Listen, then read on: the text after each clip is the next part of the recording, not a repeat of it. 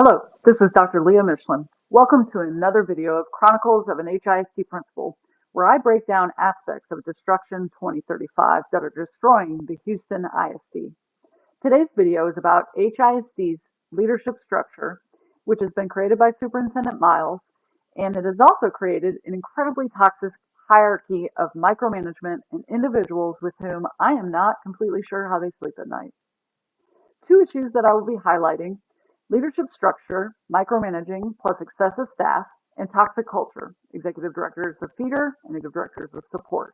This is Miles' revamped version of district leadership and bringing the support directly to campuses. Support, in this case, equals micromanagement. He calls this the unit concept.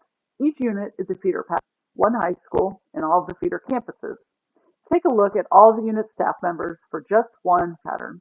40 staff members for one unit. So let's break this down from a central office standpoint. Central office houses chiefs and the superintendent, plus then you've got the division support. That equals, inside of one division, 3 units or 3 feeder patterns. Plus you've got the unit structure, which is 1 feeder pattern. There are 4 divisions in the district.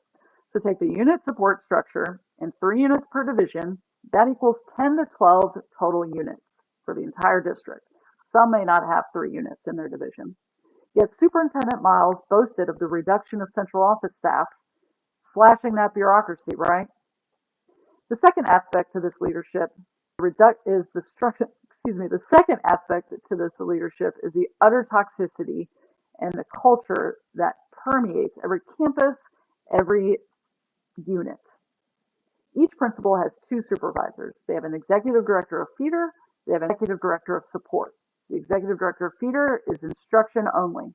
The executive director of support is everything non-instructional, so special ed, maintenance, etc. It certainly got very confusing when dealing with different issues and knowing which supervisor to go to. For example, staff issues. If you have a teacher, that sounds like instruction, so you go to your EDS. However, the EDS deals with grievances and investigations. So essentially, it's just more people to micromanage you. While these directors are supposed to be support-based, they're just fear-based. This picture on the left is me receiving a Principal's Month gift from my supervisor, my EDF. That was moments after I had just received an unsubstantiated write-up for state testing. I had to push out that smile for her photo op. And now you're going to listen to an actual recording of a school social worker pleading for help from an executive director of support and the cold response she received. This was when students were protesting my removal, and it was getting chaotic, so I called for our executive director of support to come help. And this transpired after that situation. We have very little support outside of the 4 walls of these campuses. That's the best way I know how to put it. Teachers and my administrators and my custodians and the rest of my staff, I've never seen their mental health so low, their anxiety so high, because things are happening without any prior communication. They're scared. Some of them are like, if something happens, I don't know how I'm going to pay my bills. So there is a lack of transparency. There's a lack of communication. We are struggling every day to show up. Our bodies are shutting down from this level of stress. So like I said, let me go back to the team and share what's going on here. I'll share your concerns. I'll share what you just shared with me too, and see what we can come up with a plan. I'm coming back for what we need to do to help support. So she's literally pouring out her heart, saying, we are struggling every day to show up. And the response is no empathy, no, I'm so sorry you're going through that. That was not our intention. We're here for you. No, I'll take that back meeting. And spoiler alert, that did not happen.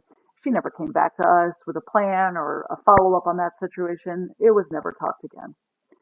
So since leaving my campus, I'm consistently hearing weekly from staff of the horrors that they are experiencing. And to name just a few, constant visits to their classrooms multiple times throughout the day, multiple visitors. And when the visitors come, they literally are physically moving students in their desks while the teacher is teaching in the front of the room. This mixed messaging they get on the feedback that they're getting, some telling them to do this, others telling them to do that. And then a really awesome teacher at this campus, and her quote was, "I don't even want to be here. Nobody on this campus cares about me." And then just this week at a PTO meeting, a principal, definitely one of Miles' principals, says in that PTO meeting, "If I could fire and bring in new teachers, I would. These teachers need help." Who says that? That destroys a culture and is just indicative of what's happening here.